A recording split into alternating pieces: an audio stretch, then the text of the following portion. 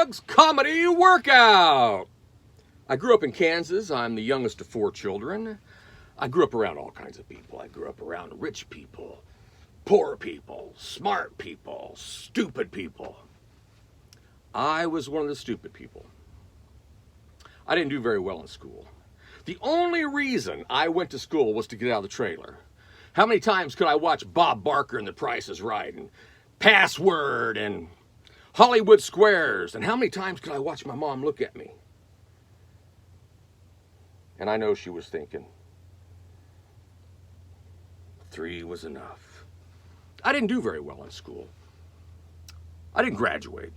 I eventually did get a GED, which stands for Good Enough for Doug.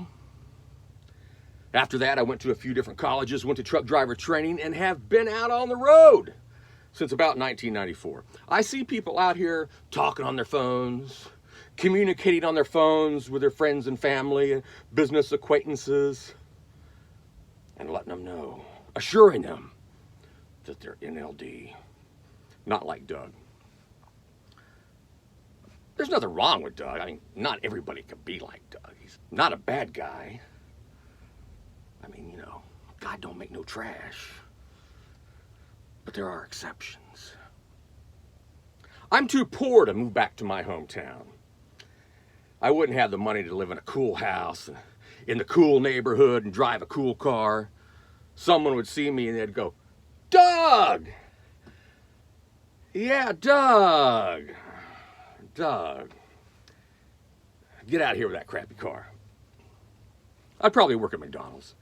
They'd walk up to me and say, Doug! And I wouldn't even have my name tag on. They'd recognize me. And I'd say, hey, I don't really need the money. I'm just, I'm you know, just, I don't need the money. I'm just, you know, I don't need the money. Don't embarrass me here. I'm their leader for a while. For the next couple hours, I'm their leader, so don't embarrass me. What would you like? You know, then I'd give them what they want and they'd be gone. Or I'd be homeless. And I'd have to explain to people that I know, friends and family and associates, that it's just a little experiment, you know, on homelessness. It's just a year-long experiment. And you know, when you're homeless, that doesn't mean you have to stop living. So, of course, I'd keep on doing what I like to do. I'd probably be out for a jog, you know, on my little year-long experiment. And I'd be at the wrong place at the wrong time. And I would see someone that I think needs some money, and I'd hand them some money.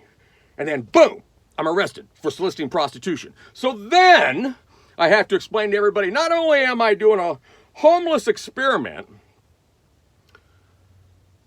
that was just a loving gesture by me to whoever it is that I gave the money to, and then I would have legal issues to explain.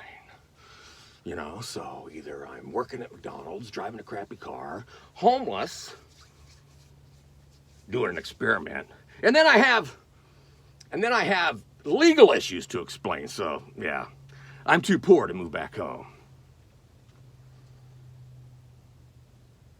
If your only form of transportation is a bicycle and you're a guy, you're going to get laid. Women are going to see you when you go to the bank, when you go to the park, when you go to the store, and they're going to think, what a fucking loser. They'll think, yeah, what a fucking loser. I bet he doesn't have anything better to do than to fuck me. They'll eventually talk to you and say, so, what are you up to? What are you doing? And you just say, nothing. I'm waiting on my unemployment check. I'm out of work. I don't have a job. And they'll think, what a fucking loser. Yeah, what a fucking loser. He won't have anything better to do than to fuck me. They'll ask you, hey, you want to go grab a bite to eat? You want to go to lunch? You want to go to dinner? And you just say, nah, I'm not dressed for it. I don't have any clean clothes, and these are the only clothes I have.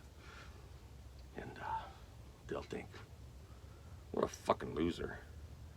Yeah, what a fucking loser. I bet he doesn't have anything better to do than to fuck me. Then eventually they'll say, so, you have a wife? Are you married? You have a girlfriend? And you just say, nah, women hate me. We just don't get along. And they'll think, what a fucking loser. Yeah, what a fucking loser. I bet he doesn't have anything better to do than to fuck me. Get yourself a bicycle. When I go out on a date, I take the lady on the least scenic route possible. The route where the roads are crumbling in, the houses are falling down, junk cars everywhere, two-headed kids playing in the front yard. It makes me look better, you know? And I always try to include a word that they've never heard me use on the way. Something like, you know, this route is rather trepidous, but it will get us to where we're going. And she'll be thinking, where are we going? Are we going to the dump? Are we going to the junkyard? Are you going to kill me and dump my body? Nah, I've never heard him say that. And if I did, it was muffled. I let them know right away that this is a real date. This is not Dutch treat. This is a real date. What I don't let them know is I'm going to get them to pay for it.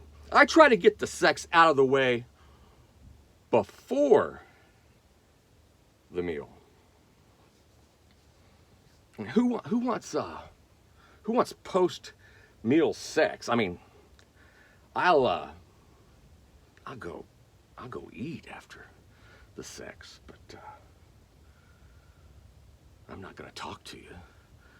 I'm not gonna try to make you feel like a supermodel.